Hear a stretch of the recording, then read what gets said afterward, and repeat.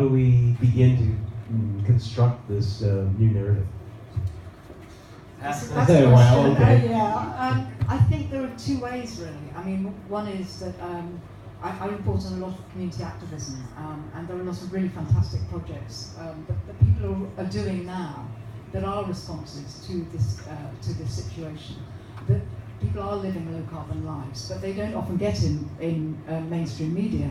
So we have to create a different kind of cultural channel for those stories.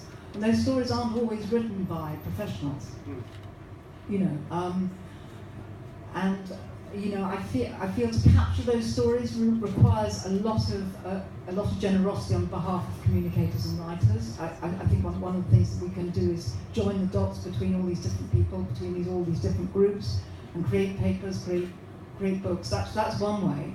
But the other way is to do, which is what I do with the Dark Mountain Project as part of that, is that you hold a space in which you say things are collapsing.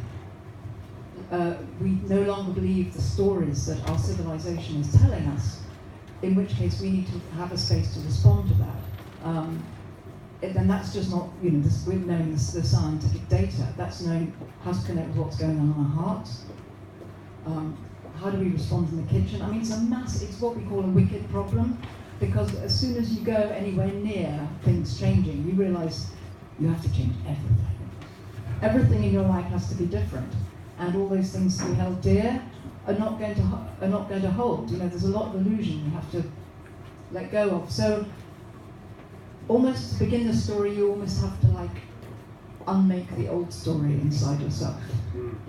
And that's a process which can be quite hard. The unmaking of the story. We have to go from here to here in order to do that.